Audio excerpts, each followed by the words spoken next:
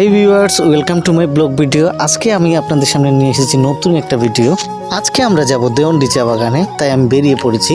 তারপর চলে এলো সুমন। মন্দিরে গিয়ে দেখি সঞ্জিত আমাদের জন্য অপেক্ষা করছে। তার কিছুক্ষণ পরেই চলে এলো আরেক সঞ্জিত। যাই হোক, আমরা তাড়াতাড়ি উঠে পড়লাম সিএনজিতে বাস স্ট্যান্ডের উদ্দেশ্যে যাওয়ার জন্য। সকাল সকাল রাস্তা ফ্রি থাকে, আমরা তাড়াতাড়ি বাস স্ট্যান্ডে পৌঁছে গেলাম এবং সেখানে গিয়ে আমাদের ফটো সেশনের কাজটাও সেরে ফেললাম। তারপর আমরা টিকিট কাউন্টারে চলে গেলাম, সেখানে গিয়ে আমাদের বাসের টিকিট সংগ্রহ করলাম। তারপর সবাই আমরা বাসের মধ্যে উঠে পড়লাম। কিছুক্ষণের মধ্যেই আমাদের বাস ছেড়ে দিল এবং বাস ছাড়ার সাথে সাথে আমাদের সুমনের ঘুম পেয়ে গেল। তার ঘুমের মধ্যেই আমরা চলে গেলাম শায়েস্তাগঞ্জ। শায়েস্তাগঞ্জ থেকে আমরা টমটম নিয়ে নিলাম এবং টমটম থেকে নেমে আবার সিএনজি নিয়ে রওনা দিলাম দেওয়ানডির উদ্দেশ্যে। আজকে প্রথমেই আলোচনা করব এই চা বাগানের বসবাসযোগ্য চা শ্রমিকদের ঘরবাড়ি নিয়ে। অন্যান্য চা বাগানের মতো এই দেওয়ানডি চা বাগানেও রয়েছে ঘনবসতি।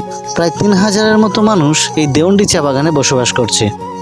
আরেকটা কথা আপনাদেরকে বলে রাখি, এই চা বাগানের মাটি কিন্তু এঁটেল মাটি, তাই এই বাগানে বৃষ্টির দিনে রাস্তাঘাট খুব পিচ্ছিল হয়ে যায়। যাই হোক, তারপর আমরা চলে গেলাম এই দেওয়ানডি চা বাগানের চা ফ্যাক্টরিতে, যেখানে চা তৈরি করা হয়। এই চা বাগানের ফ্যাক্টরিটি ছিল বিশাল বড়। স্ক্রিনে দেখুন, এই চা কারখানায় যারা কাজ করে তাদের সময়সূচি দেওয়া হয়েছে। এটা হচ্ছে তাদের সার এবং রাসায়নিক দ্রব্য রাখার গুদাম। এটা হচ্ছে তাদের চা পাতা রাখার ঘর। কাঁচা চা পাতা এনে প্রথমে এখানেই রাখা হয়। এটা হচ্ছে তাদের জেনারেটর রুম, আর এটা হচ্ছে তাদের চা পাতা বহনকারী গাড়ি ট্রাক্টর। ফ্যাক্টরি থেকে বেরিয়ে আমরা চলে গেলাম তাদের সার্বজনীন দুর্গা মন্দিরে। সামনে যে গেটটি দেখতে পাচ্ছেন সেটা হচ্ছে তাদের দুর্গা মন্দিরের গেট। এই হচ্ছে তাদের দুর্গা মন্দির। দুর্গা মন্দিরটি পুনর্নির্মাণ কাজ চলছে। দুর্গা মন্দিরের পাশেই আবার অবস্থান করছে বন্দে পুরুষোত্তম মন্দির। আবার তার আগে রয়েছে নাট মন্দির।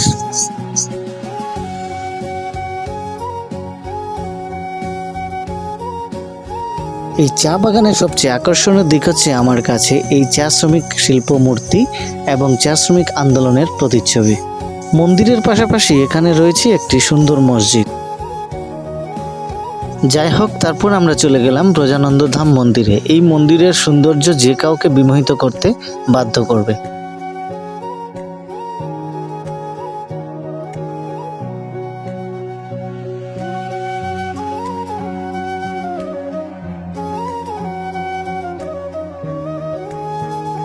মন্দির দর্শনের পর আমরা চলে গেলাম দেওয়ানডি চা বাগানের ঐতিহাসিক ফুটবল মাঠে। অপরূপ সৌন্দর্যে ভরা এই মাঠ আপনাকেও আকর্ষিত করবে খেলাধুলার জন্য। এই চা বাগানের ঐতিহাসিক বিষয় হচ্ছে, এই চা বাগানে মাঠের পাশেই তারা নির্মিত করেছে বীর মুক্তিযোদ্ধাদের স্মরণে শহীদ মিনার এবং এই দেওয়ানডি চা বাগানের বীর মুক্তিযোদ্ধা সুশীল চাষা এবং পণ্ডিত বাউরির স্মরণে স্মৃতিসৌধ। মাঠ পরিদর্শন করার পর সেখানে আমরা কয়েকটি ছবি উঠে নিলাম। অন্যান্য চা বাগানের মতো এই চা বাগানগুলোতেও ছোট ছোট পুল এবং ছোট ছোট সরা বয়ে চলেছে। চা বাগানের পাশে অবস্থিত সবুজ ধানের ক্ষেত আপনার মনকে শীতল করে দিবে। এই সবুজ ধানের ক্ষেত চা শ্রমিকদের জীবনমান উন্নয়নে অন্যরকম ভূমিকা পালন করে আসছে। প্রিয় অডিয়েন্স, এখন আমি আপনাদেরকে নিয়ে যাব এমন একটি জায়গায়, যে জায়গাটির কথা হয়তো অনেকে শুনেছেন কিন্তু অনেকেই দেখেননি। সামনে বিশাল শাল গাছের সমারোহ দেখে আপনার মনেই হতে পারে আপনি শালবন বিহারে চলে এলেন কিনা, কিন্তু না প্রিয় অডিয়েন্স, এটা হচ্ছে দেওয়ানডি চা বাগানের পাশে অবস্থিত রঘুনন্দন পর্বত। এই পর্বতের চূড়ায় অবস্থান করছে অসংখ্য শাল গাছ। কথিত আছে, শ্রী হনুমানজি পর্বতচূড়া আকাশপথে নিয়ে যাওয়ার সময় এক টুকরো পর্বতের অংশ এইখানে পড়ে এবং সেই থেকেই সেটি রঘুনন্দন পর্বত হিসেবে এখানে নামকরণ করে আসছে। এই পর্বতের চূড়ায় এলে আপনি পাবেন লোকনাথ মন্দির, কালী মন্দির, লক্ষ্মী দেবীর মন্দির, সরস্বতী দেবীর মন্দির, মহাদেবের মন্দির, রাধাকৃষ্ণের মন্দির, শ্রী হনুমানজির মন্দির এবং শ্রী শ্রী রাম মন্দির। এই পর্বতের চূড়ায় উঠলে আপনার মন যেমন শীতল হয়ে যাবে, তেমনি এই মন্দিরগুলো দর্শনের পরও আপনার মন একবারে শীতল হয়ে যাবে। আমাদের ভাগ্য হয়তো ভালো ছিল, সেজন্য আমরা এই পর্বতের চূড়ায় ওঠার পরে একটি যজ্ঞ অনুষ্ঠানের আয়োজন দেখতে পেয়েছিলাম। আর এই যজ্ঞানুষ্ঠানকে ঘিরেই প্রসাদের আয়োজন করা হয়েছিল এখানে। আপনারা যারা এই রঘুনন্দন পর্বত দেখতে আগ্রহী আপনারা অবশ্যই পহেলা বৈশাখের সময় এখানে আসবেন, কারণ পহেলা বৈশাখে এখানে অনেক বড় একটা অনুষ্ঠানের আয়োজন করা হয়। প্রিয় অডিয়েন্স, দেওয়ান্ডি চা বাগান হবিগঞ্জের একটি প্রাচীনতম বাগান। এই বাগানটি প্রতিষ্ঠিত হয় 1859 সালে এবং এটি পরিচালিত হচ্ছে বর্তমানে ডাঙ্গান কোম্পানি দ্বারা। তো আমার যতটুকু আয়ত্ত হয়েছিল আমি দেওয়ান্ডি চা বাগানের সৌন্দর্য তুলে ধরার চেষ্টা করেছি। যদি আমার ভিডিওতে কোনো ভুল ত্রুটি হয় অবশ্যই ক্ষমা সুন্দর দৃষ্টিতে দেখবেন।